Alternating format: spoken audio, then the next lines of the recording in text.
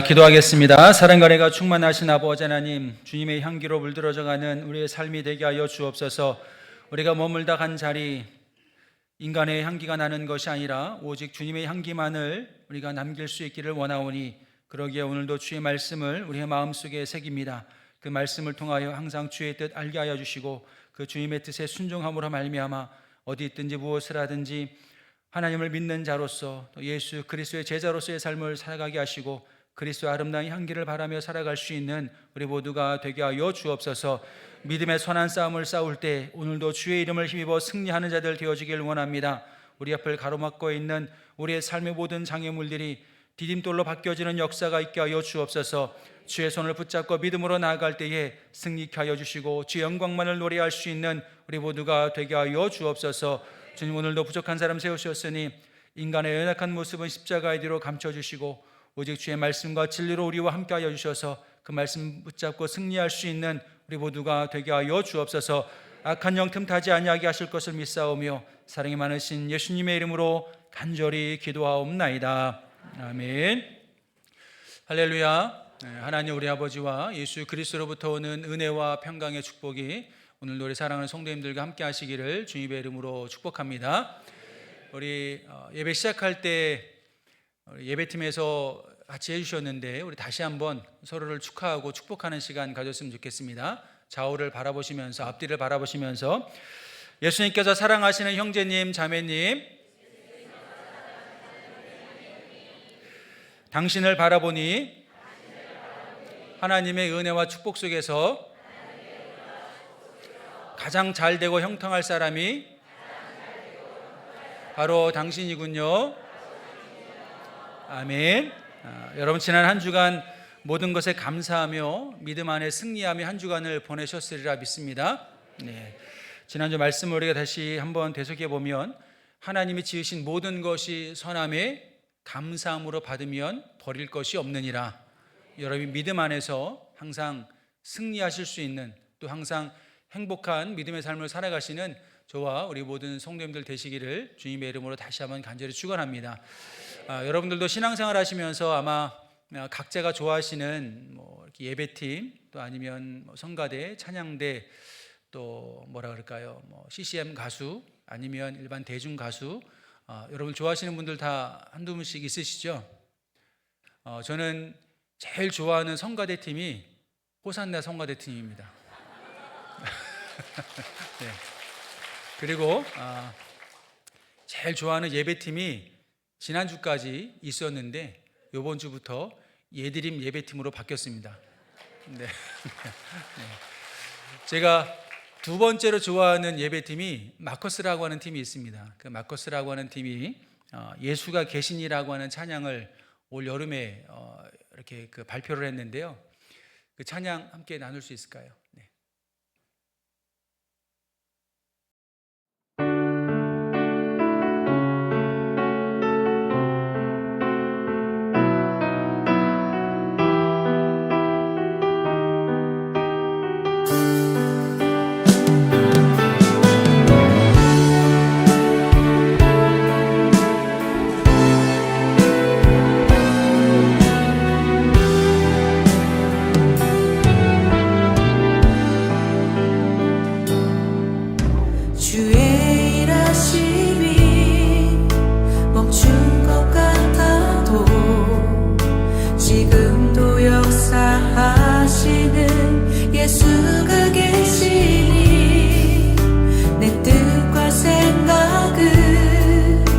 의지하지 않고 주의 뜻을 기다리네.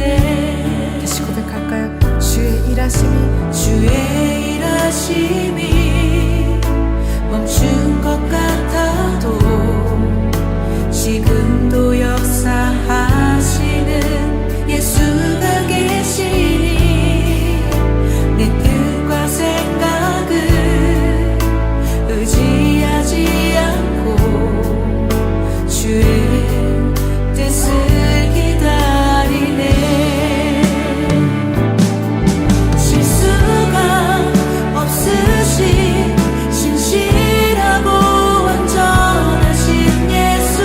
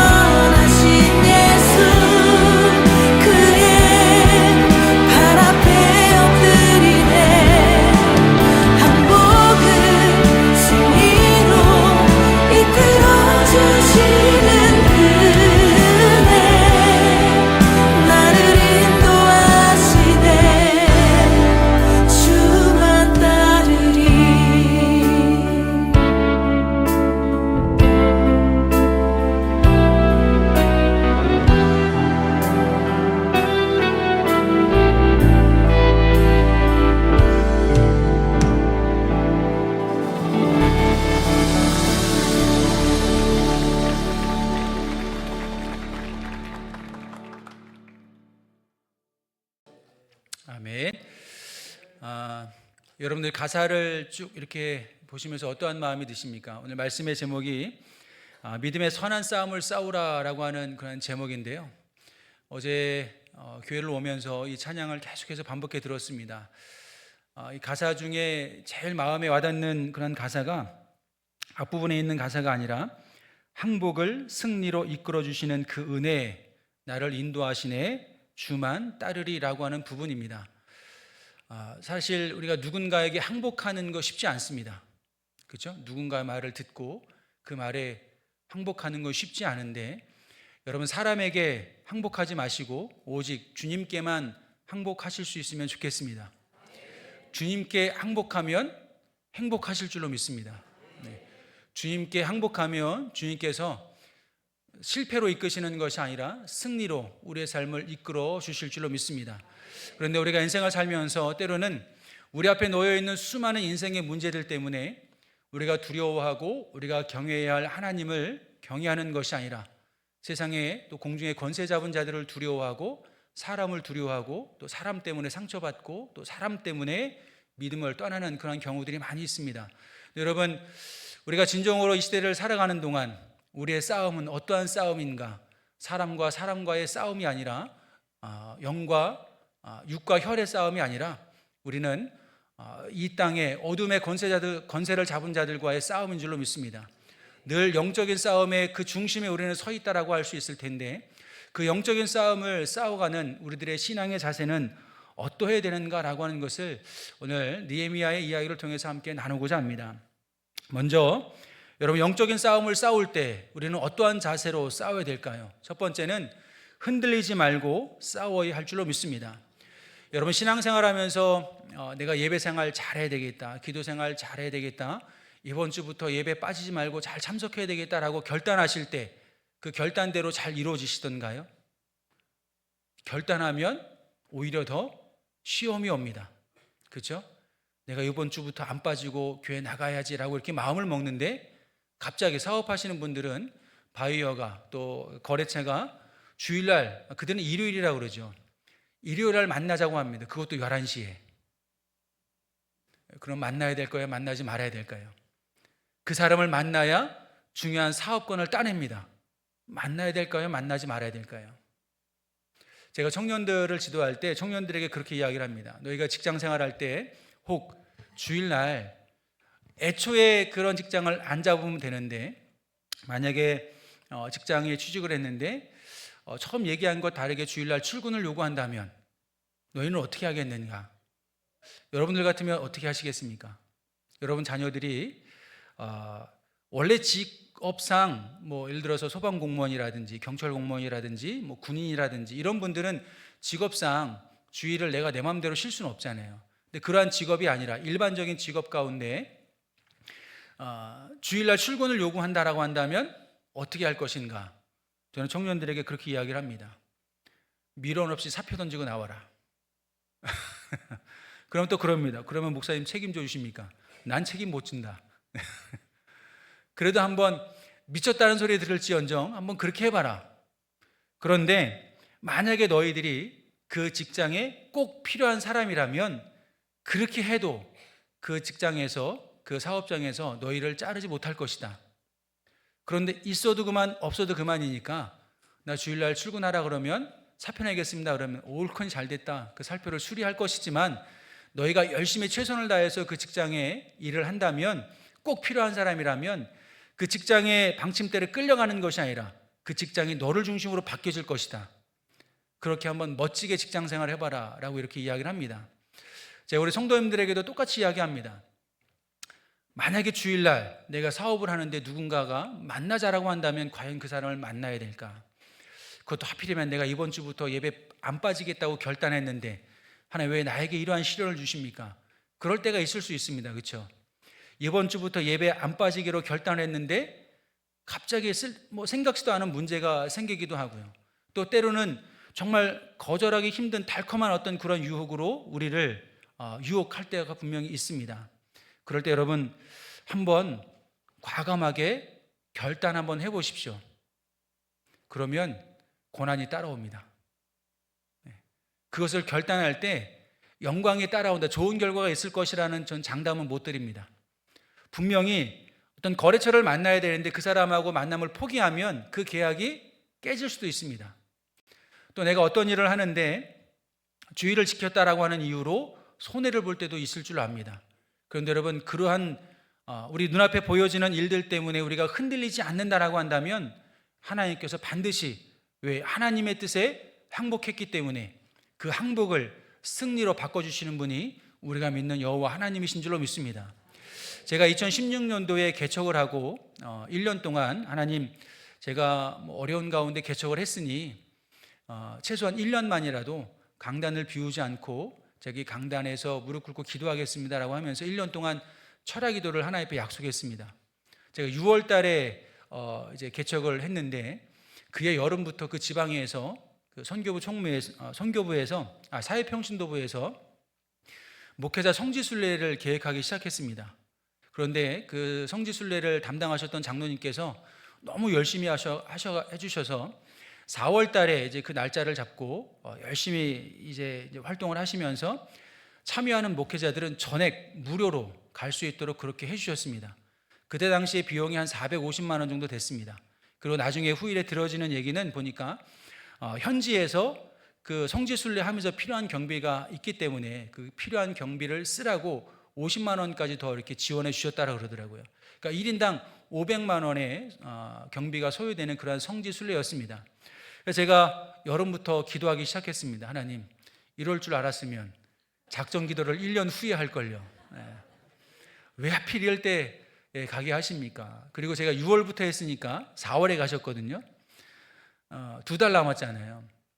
2달이면 하나님, 그래도 나름 10개월 동안 안 빠지고 열심히 할 테니 그 2주간 잠깐만 눈 감아주시면 안 되겠습니까? 이런 생각이 들 수 있잖아요. 그래서 제가 어떻게 할까 고민을 하다가 그래도 내가 하나님 앞에 약속한 것인데 내 눈앞에 유익이 있다고 그것을 깰 수가 없어서 그 장로님한테 죄송합니다, 제가 이번에는 참여하지 못할 것 같습니다 라고 말씀을 드렸더니 그 장로님이 안타까운 거죠. 왜냐하면 그런 기회가 쉽지 않거든요. 목회하면서 성지순례 가는 것도 쉽지 않은데 그 성지순례를 무료로 간다? 이건 더 쉽지 않은 일입니다.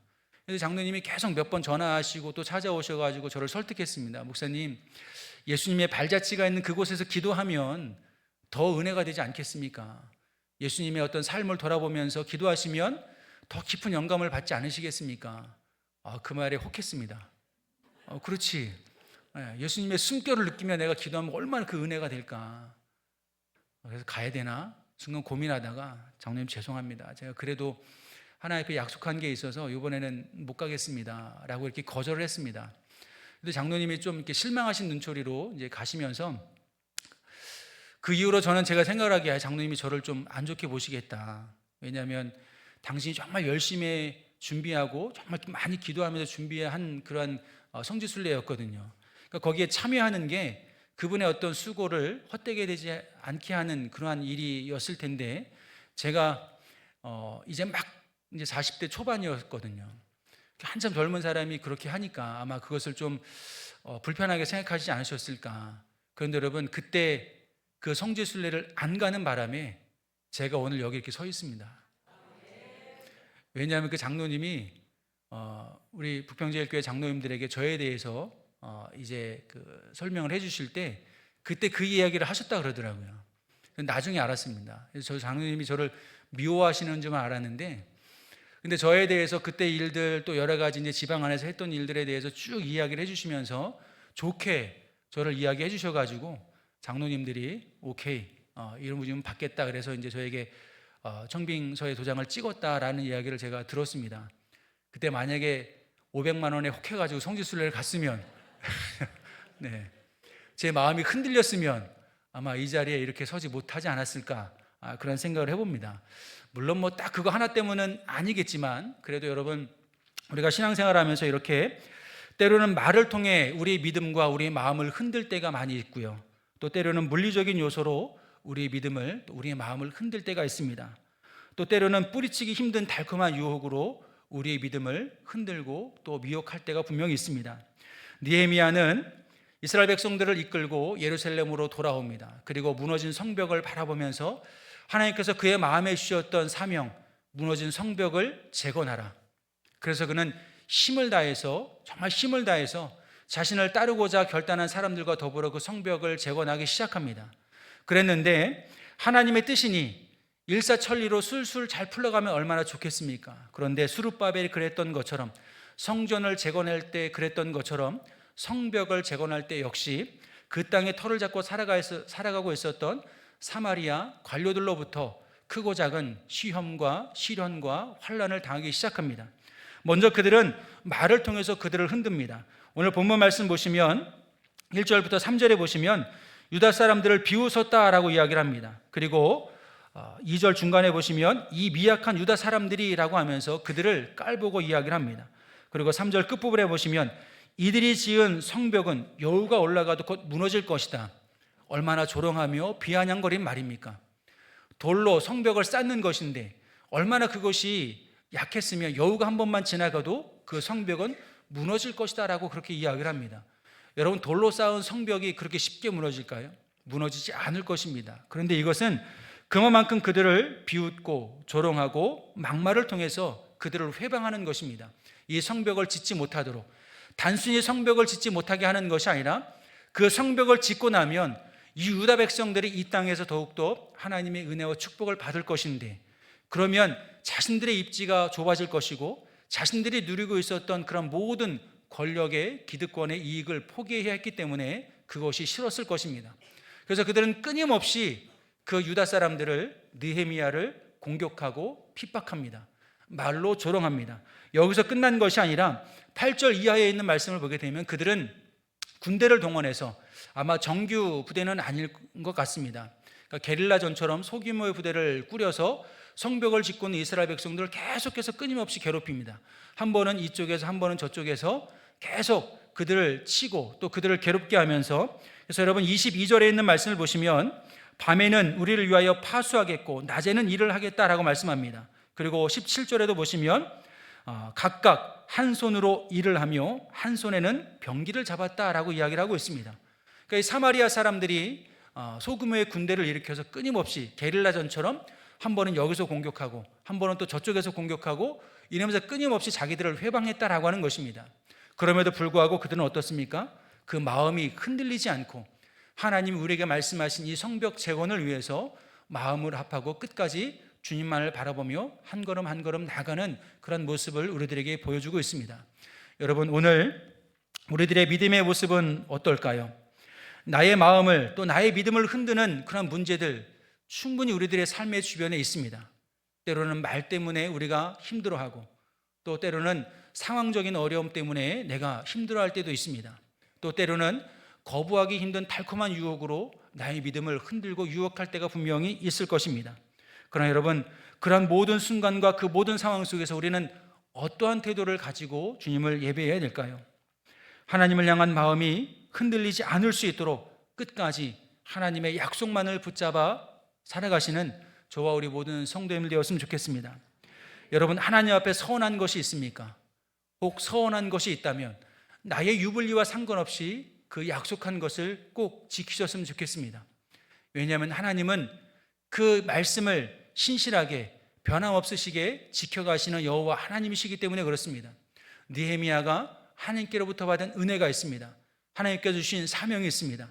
아무리 사람들이 말로 자신을 조롱하고 비난하고 핍박한다 할지라도 그러한 세상적인 말에 흔들리지 않고 그는 끝까지 주님만을 바라보며 하나님만을 바라보며 묵묵히 자기가 걸어가야 할 길을 걸어갑니다. 베드로와 요한이 공회 앞에 섰을 때 이렇게 이야기합니다. 너희들의 말을 듣는 것이 하나님 앞에서 하나님의 말을 듣는 것보다 어떠한 것이 옳은지 판단하여 보라. 우리는 하나님 앞에 예수 그리스도의 부활의 증인으로서 너희들의 말을 듣는 것이 옳은 것이 아니라 나는 주님의 말을 듣고 주님께서 나에게 주신 사명을 감당하는 것이 옳은 일이다. 비록 내가 그 일을 감당하면서 핍박받고 고난당하고 어려움을 당한다 할지라도 세상의 말을 듣는 것이 옳은 것이 아니라 하나님의 말씀을 듣는 것이 옳은 것이다 라고 그렇게 결단하며 믿음의 삶 또 사도로서의 사역을 한 걸음 한 걸음 행하여 나갑니다. 사랑하는 성도 여러분, 바라는 것은 오늘 이 시대에 그러한 믿음의 결단과 믿음의 용기가 오늘 우리들에게 있었으면 좋겠습니다.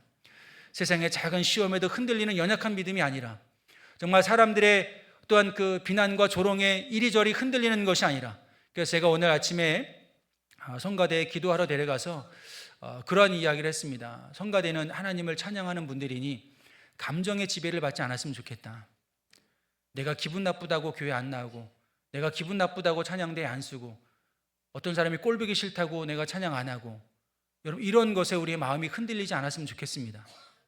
누군가가 나를 아프게 한다고 해서 그것에 상처받았다고 해서 교회를 떠나거나 그러지 않았으면 좋겠습니다. 그런 일들은 늘 끊임없이 우리들의 삶 가운데 있습니다.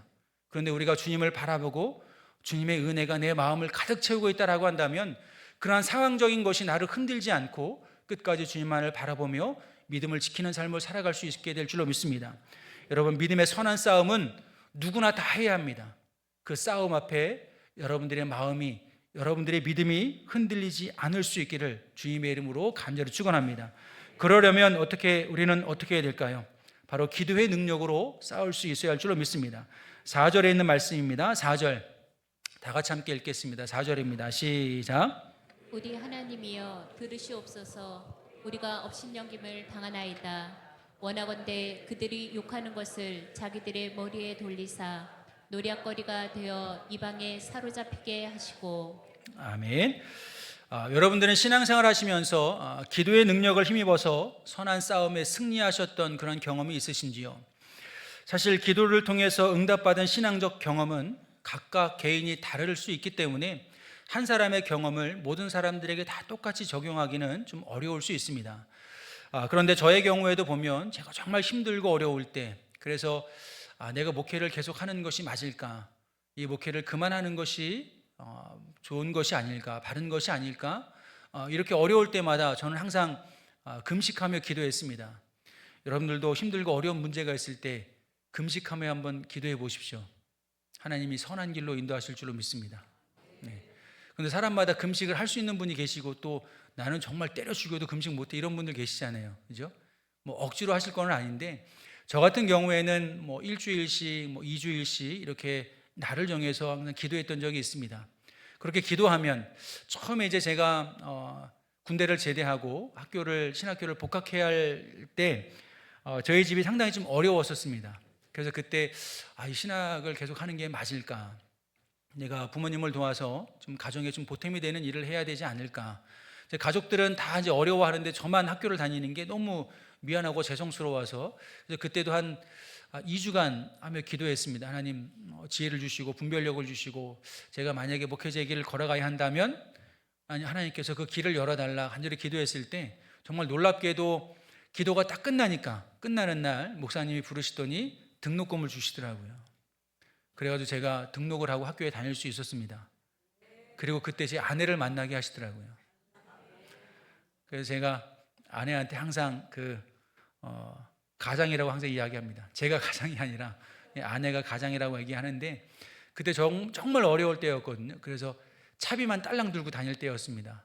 아내가 항상 직장 생활하면서 뭐 후배들하고 또 선배들하고 밥 먹으러 용돈도 주고요. 아무튼 뭐 그랬던 시간이 있었습니다. 그리고 또 목회하는 중간중간 힘들고 어려울 때마다 항상 뭐 기도원에 올라가든지 아니면 교회에서 하든지 항상 강단에 무릎 꿇고 기도하며 금식하며 기도했을 때 그 기도가 끝날 때마다 정말 기가 막히게 하나님께서 역사하시고 그래서 질병도 고치게 하시고 또 정말 치유의 역사도 경험하게 하시고 부족한 것이 채워지게 하시는 그런 은혜를 늘 경험하게 하셨습니다. 오늘 말씀해 보면 느헤미야는 자신들 앞에 있는 그런 어려운 문제 앞에 일일이 그들이 대응하지 않고 하나님께 무릎 꿇고 기도합니다. 우리 하나님이여 들으시옵소서. 간절히 기도한 것입니다. 하나님의 성벽을 재건하기 위해서 우리가 이렇게 애쓰고 있습니다. 그런데 뜻하지 않은 어려움이 우리 앞에 있습니다. 그들이 우리를 비방하고 우리를 조롱하고 우리를 모욕합니다. 하나님, 이러한 상황 속에서 우리가 어떻게 해야 될까요? 느헤미야는 본인 스스로 그 원수 갚으려 하지 않습니다. 오히려 하나님께 모든 것을 맡기고 자신들은 그저 자신들에게 주어진 일에 묵묵히 한 걸음 한 걸음 앞으로 나아갑니다. 그랬을 때 하나님께서 그의 기도를 들으셔서 정말 그 악한 계획을 짜는 그들에게 그 악을 돌리시고 오히려 느헤미야는 승리하게 하시는 그런 놀라운 은혜를 우리가 보게 됩니다.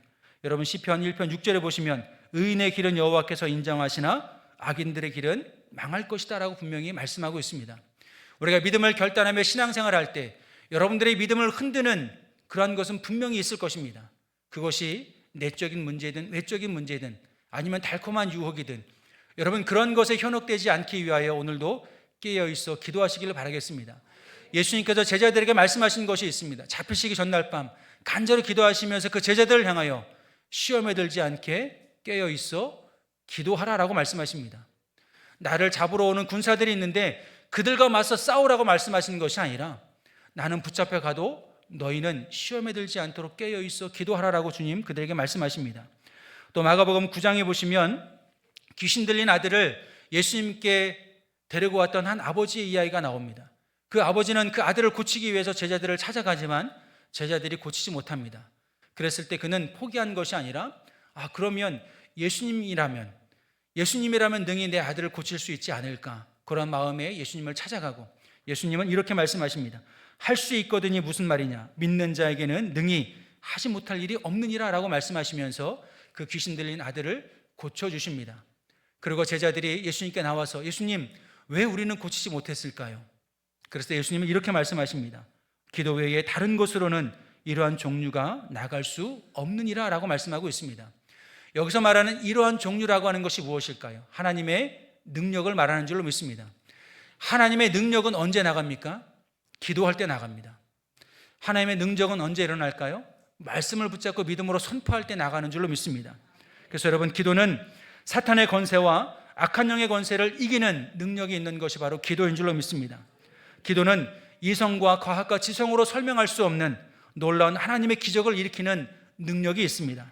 기도는 나의 뜻을 내려놓고 하나님의 뜻에 항복할 수 있도록, 하나님의 뜻에 순종할 수 있도록 우리를 인도하여 주시는 능력이 그 기도에 있는 줄로 믿습니다.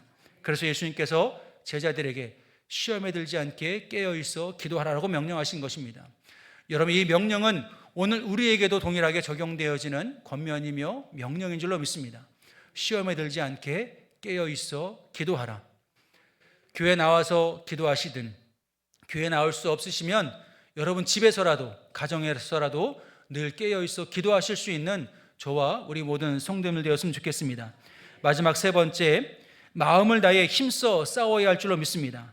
우리 6절에 있는 말씀입니다. 6절 다 같이 함께 읽겠습니다. 6절 다 같이 시작. 이에 우리가 성을 건축하여 전부가 연결되고 높이가 절반에 이르렀으니 이는 백성이 마음들여 일을 하였음이니라. 아멘. 느헤미야뿐만 아니라 그 모든 백성들이 지금 어떻게 하고 있습니까? 마음 들여 이 일을 하였다라고 이야기를 하고 있습니다. 즉 마음을 다해서 성벽 재건하는 일에 힘썼다라고 하는 것을 분명히 이야기를 합니다. 여러분 한자 충자 아시죠? 한문의 충자, 충성할 충.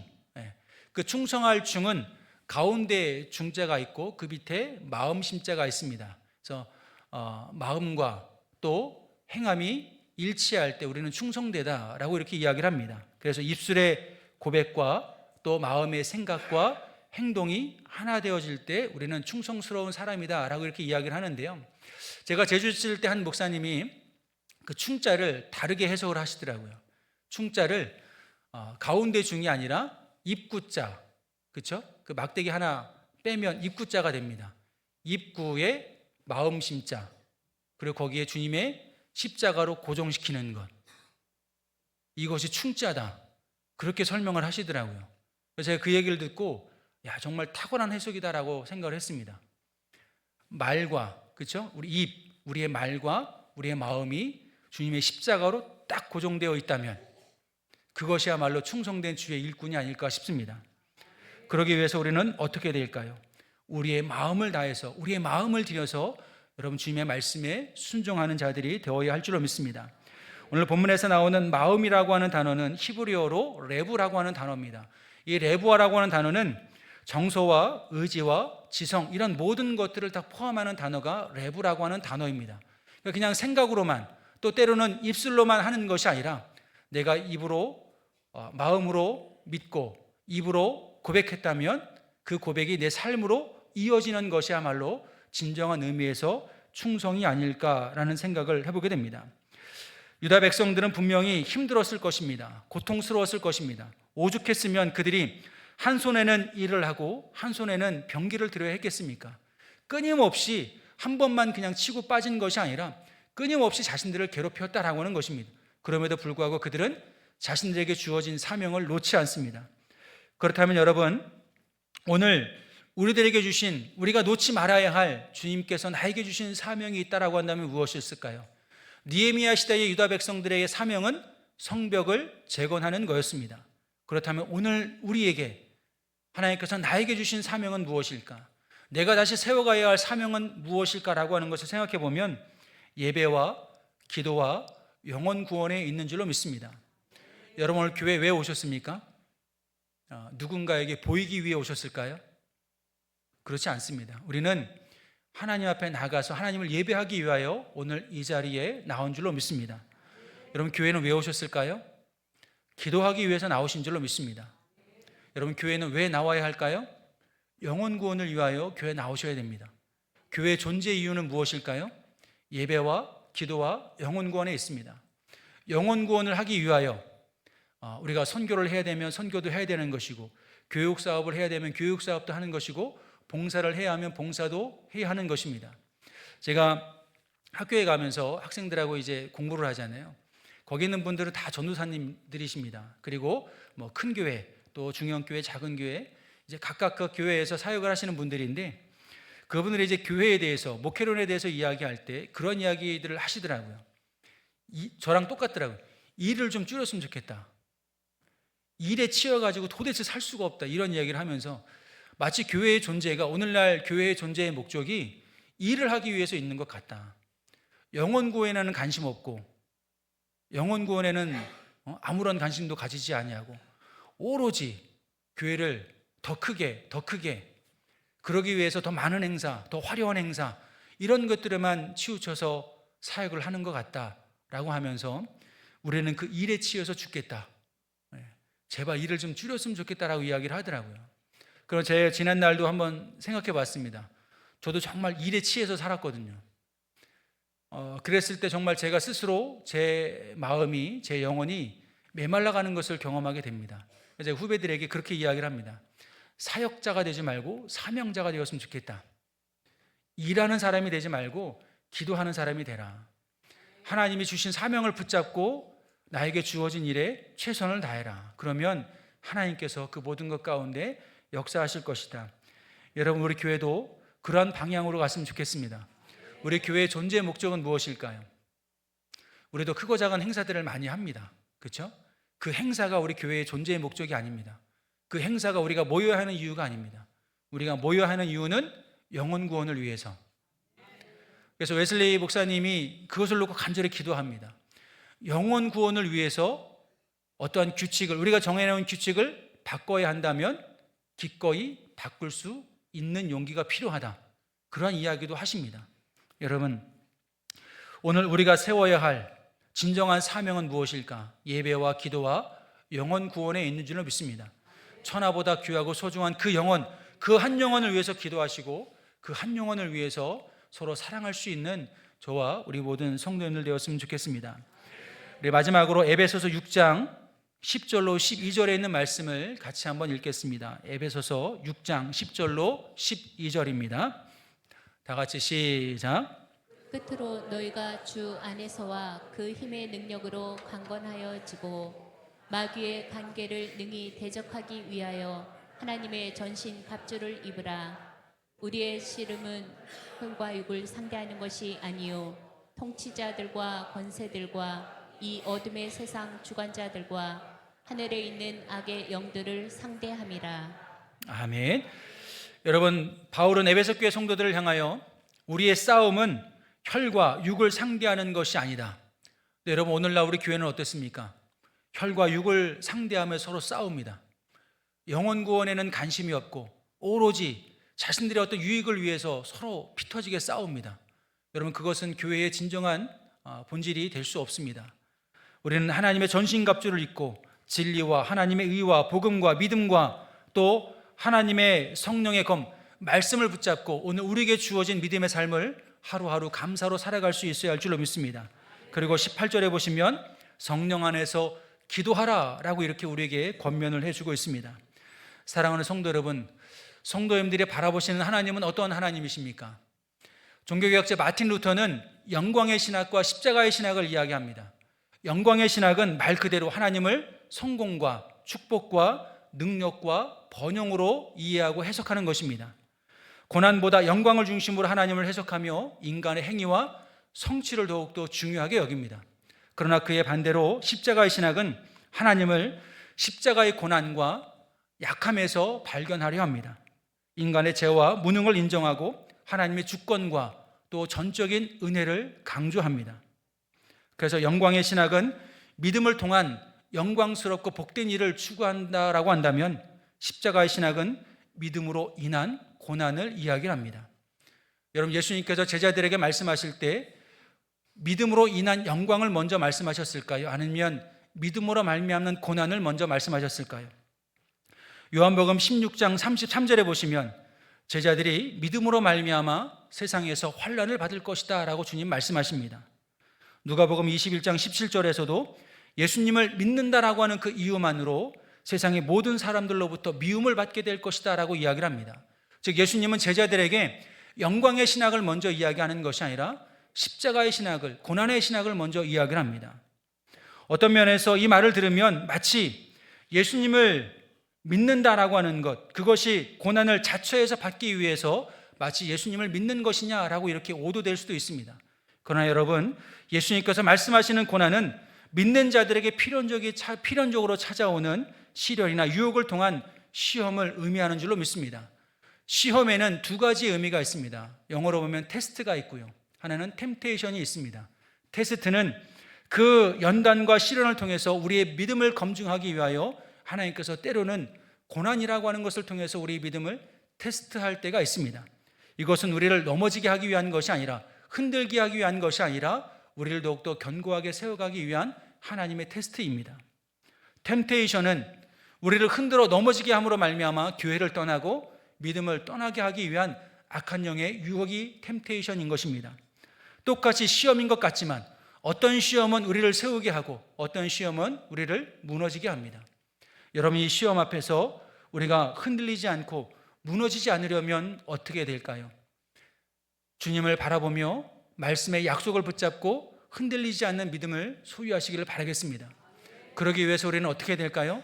날마다 시험에 들지 않도록 깨어있어 기도해야 할 줄로 믿습니다. 여러분들이 발을 내딛고 살아가는 그 삶의 자리가 곧 기도의 자리가 될 수 있기를 주님의 이름으로 간절히 축원합니다. 마음을 다하고 뜻을 다하고 힘을 다하여 하나님의 뜻에 순종하십시오. 충성하십시오. 항복하십시오. 그러면 하나님이 그 항복을 승리로 이끌어 주실 줄로 믿습니다. 나의 힘으로 하는 것이 아니라 주님의 이름으로, 주의 능력으로 우리 항복을 승리로 바꾸실 그 하나님을 믿고 신뢰하며 날마다 기도하는 가운데 믿음의 승리자들이 되실 수 있는 저와 우리 모든 성도님들 되시기를 주님의 이름으로 간절히 축원합니다. 우리 시간 다 같이 시선이라고 하는 찬양 함께 찬양하시고 오늘 말씀을 기억하며 함께 결단하며 기도했으면 좋겠습니다. 여러분, 영적인 싸움은 누구에게나 다 있습니다. 목회자에게만 있는 것이 아니고 우리 장로님들에게만 있는 것이 아니고 나는 초신자니까 나에게는 없겠지, 그렇지 않습니다. 오늘 내가 믿음을 결단했다면 그 순간부터 끊임없이 우리는 영적인 싸움의 그 한 중심에 서 있을 수밖에 없습니다. 그럴 때 그 영적인 시련과 또 고난과 환난으로 인하여 우리의 마음이 흔들릴 때도 있을 것이지만 그러나 그럴 때일수록 더욱더 기도하셨으면 좋겠습니다. 약속의 말씀을 붙잡았으면 좋겠습니다. 하나님의 약속, 하나님이 나에게 주신 사명을 붙잡고 기도하오니 주여 나를 붙드시고 인도하여 주옵소서. 영광만을 바라보지 않게 하여 주시고 믿음으로 인한 고난이라면 기꺼이 그 십자가 길 걸어가게 하여 주옵소서. 그리고 마침내 하나님께서 역전시키실 그 은혜를 사모하오니 하나님의 뜻에 항복할 때 승리케 되어지는 놀라운 은혜가 내 삶 가운데, 우리 공동체 가운데 있게 하여 주옵소서. 우리 시간 함께 찬양하고 그렇게 믿음으로 선포하며 기도하겠습니다. 내게로부터 눈을 들어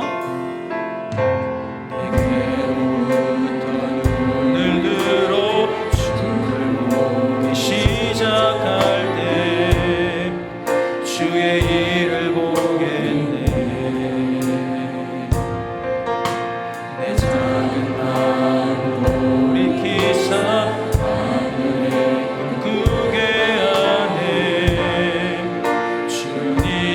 한번 내게로부터 눈을 들어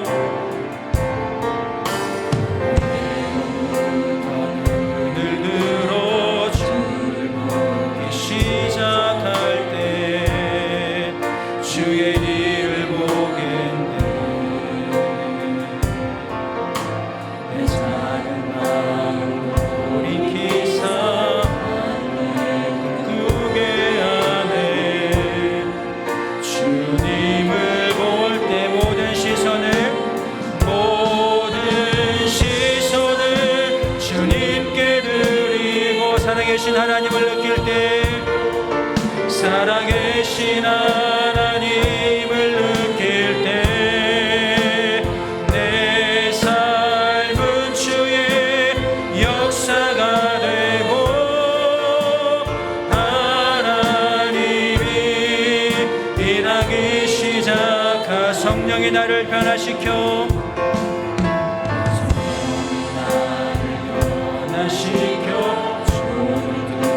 사라질 때 주의 일을 보겠네.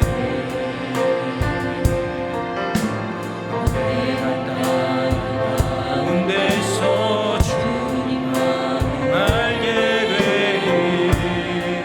주님을 볼 때 모든 시선을 주님께 드리고 전능하신 하나님을 느낄 때 전능하신 하나님을 느낄 때 세상은 주의 나라로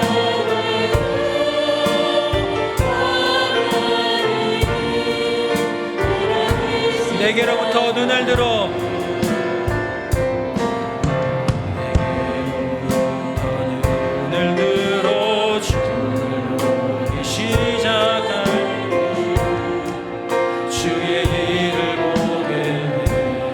작은 마음 돌이키사 내 작은 마음 돌이키사 꾸게 하네. 주님을 모든 시선을 주님께 드리고 살아계신 하나님을 느낄 때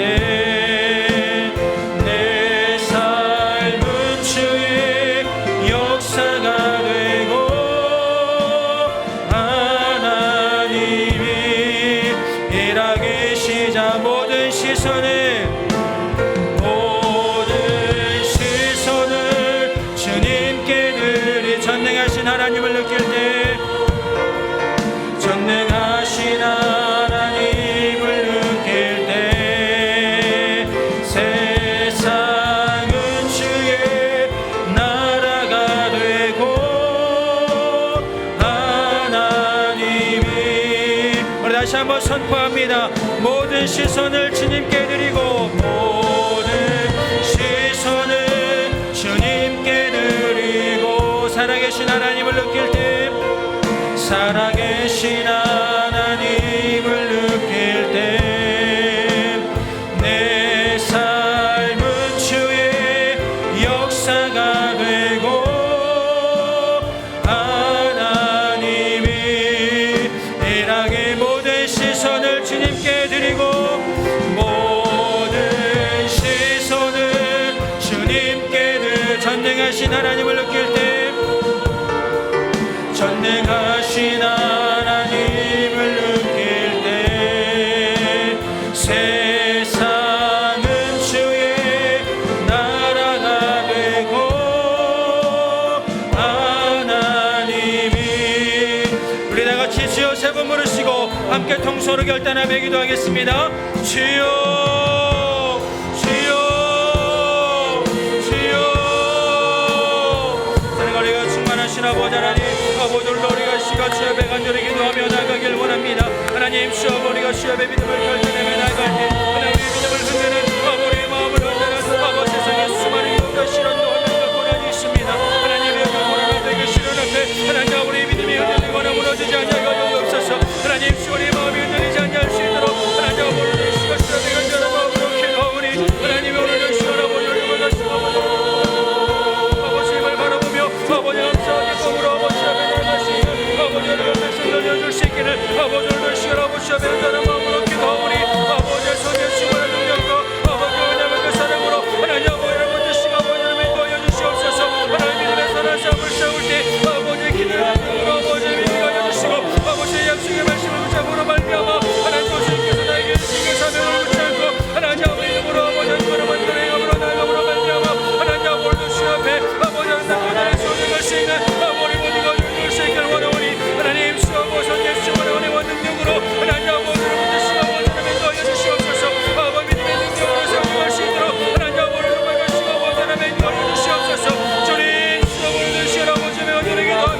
하나님 도우시고 아버지 하나님 도와주시옵소서.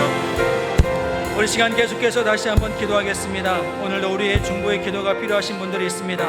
우리 김수현 집사님, 또 라규수 권사님, 한근자 권사님, 각재원, 한은정 성도님, 하나님 믿음으로 주님 앞에 기도하며 나아갑니다. 하나님 그들을 붙드시고 인도하여 주옵소서. 또 육신의 질병 때문에 아파하고 고통당하는 가족들이 있습니다. 우리가 그 아픈 곳에 손을 얹어 기도합니다. 여러분 그 아픈 곳에 손을 얹어 기도하십시오. 오늘도 치유하신 하나님의 손길이 여러분들을 만지시고 고치시고 회복시켜 주실 줄로 믿습니다. 우리 김수현 집사님, 라규수 권사님, 한근자 권사님, 또 각재원, 한흥정 성도님은 자리에서 일어나 주시면 우리 성도님들께서 함께 한 마음으로 기도하는 시간 갖도록 하겠습니다. 우리 그 아들만 앞으로 나오고 다른 분들은 자리에서 일어나서 제가 김수현 집사님, 우리 라규수 권사님, 한근자 권사님, 우리 자리에 일어나셨는데 우리가 어디가 아픈지 또 얼마나 아픈지 우리는 다 알 수 없습니다. 그러나 하나님께서 그 아픈 분들을 만지시고 또 치료케 하시고 온전케 하여 주실 줄로 믿습니다. 우리 아들 이름은 뭐예요? 아들 곽재원. 우리 곽재원 이 아들을 위해서, 우리 황정 성도님을 위해서 날마다 이 아들을 위해서 눈물로 기도하시지 않을까 싶습니다. 여러분들도 함께 기도해 주시고 좀 하나님께서 놀라운 기적 같은 치유와 회복의 역사를 우리가 함께 기도하며 함께 기도했으면 좋겠습니다. 우리 다 같이 주여 세 번 부르시고 다시 한번 통소로 기도합니다.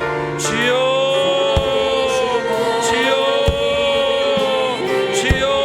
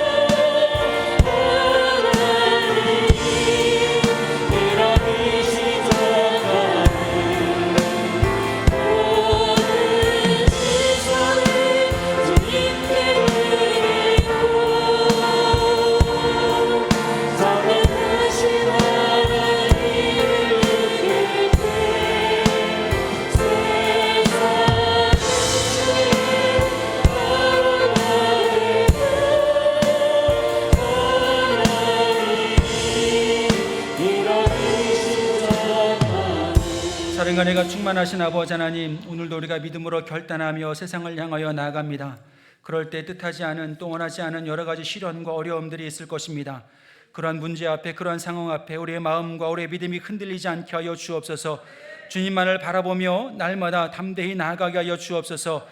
세상이 우리를 향하여 미약한 사람이라 우리를 조롱하며 보잘것없고 아버지 연약하다라고 하나님 우리를 비웃나 할지라도, 하나님 그러한 세상의 소리에 귀 기울이는 것이 아니라 우리는 주의 음성에 귀 기울이게 하시고 주의 말씀을 묵상하게 하심으로 말미암아 그런 모든 세상의 시험과 유혹을 능히 이겨나갈 수 있는 우리 모두가 되게 하여 주옵소서. 기도의 능력을 힘입어 선한 싸움에서 승리할 수 있도록 하나님을 붙드시고 인도하여 주옵소서.